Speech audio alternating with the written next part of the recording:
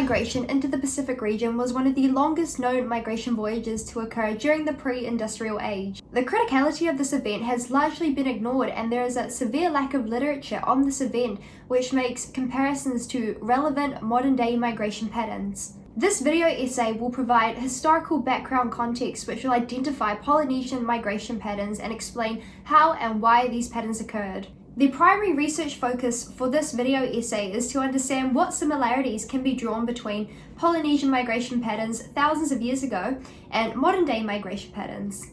The broader focus for this video essay is to understand whether migration is inherent in human nature or culture. How impactful are environmental, social, and economic circumstances when it comes to thinking about migration? The primary reason I chose to focus on this historical migration pattern is because there is a lack of understanding from the general New Zealand populace as to why or how Polynesians came to be in the Pacific.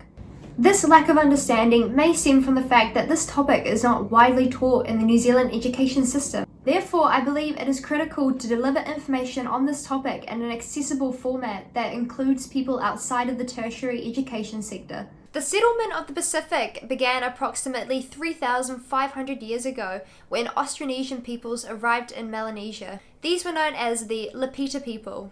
The Lapita people were well known for their intricate pottery designs and were the first people to settle various regions of the Pacific. Over a period of 1,000 years, these Lapita people moved into surrounding islands including Vanuatu, New Caledonia, Tonga, Fiji, and Samoa, where their cultures grew distinct from each other as a result of environmental factors and access to certain resources. Environmental factors were a key part in the adaptation of the Lapita people to these new islands. For instance, the further east you travel in the Pacific, the smaller the islands tend to become. Furthermore, flora and fauna typically become more impoverished the further east you travel in the Pacific. However, this was not an issue for Polynesians thousands of years ago, as they were able to supplement their diets with access to an abundance of marine resources. Unfortunately, we will never truly know what drove Polynesian migration. However, there have been a number of theories proposed as to why this occurred. This theory encompasses the idea that Polynesians had a great drive to explore and venture outside of the confines of their natural environment. Although this theory was most likely not the primary reason for Polynesian migration, it could be considered as a theory that works in conjunction with another theory as to why they decided to migrate. We can compare this to modern-day migration, as it is now very commonplace for people to migrate in order to experience different things which they may not have been able to experience otherwise. Now, this theory is the idea that environmental change drove the Lapita people to migrate. And by this, I do not mean climate change driven by human overconsumption. This climate change refers to organic rises in sea levels and climate that our ancestors endured. These naturally occurring changes to climate and sea levels made living in coastal areas unstable and unpredictable. An unstable climate and coastline would have left the Lapita people prone to a lack of resources.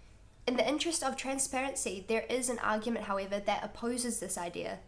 A scholar by the name of Dickinson has proposed the idea that a dramatic drop in sea levels would have exposed habitable coastlines that would previously have been submerged. He argues that this would have allowed the Lapita people to settle onto these new islands because it would have created new areas for them to live.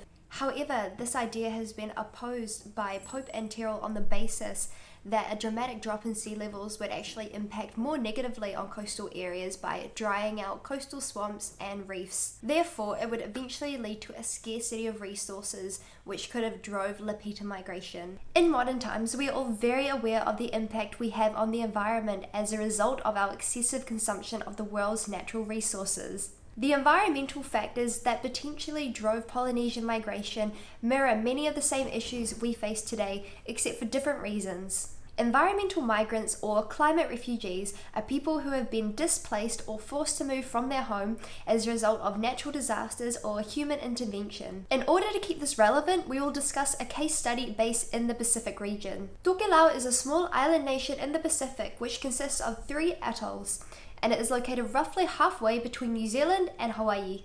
As you can see, Tokelau is a fairly small nation and it measures only around 10 kilometers squared. It currently has a population of 1,500 people. Each atoll sits at roughly 2.5 to 4.5 meters above sea level, subsequently putting them at severe risk of rising sea levels. By comparing these two case studies, we can identify a range of similarities between Polynesian migration and modern-day migration.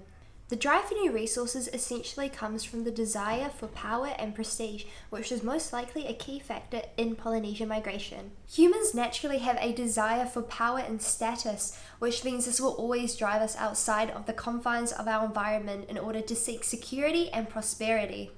Today, many of us migrate for a number of reasons. We may want to migrate in search of new employment or education prospects, or we may choose to migrate for the purposes of seeking new adventures. The idea of Lapita people leaving their homelands to create new opportunities is comparable to modern-day humans migrating for the purposes of broadening one's perspective or seeking new encounters. In both these cases, changes to climate, whether organically or through human industrialization, will and have forced people to migrate from their countries of origin. For instance, due to Tokelau being a protectorate of New Zealand, Tokelauans would naturally relocate to New Zealand in the event that the atolls were no longer habitable. In comparison, the Lapita people likely would have entered the Pacific in order to search for new lands that would bring more resources, security, and stability. By making this comparison, we gain the understanding that, like culture, the environment is dynamic and will always prompt humans to keep moving. Despite the Lapita people existing nearly 3,500 years ago, we can conclude that the driving forces for migration remain the same. Although this video does not delve nearly deep enough into these factors or other migration forces, it can provide insight into a couple of reasons humans have and do decide to migrate. Wanderlust and environmental factors are two key forces that drove historical migration as well as modern-day migration.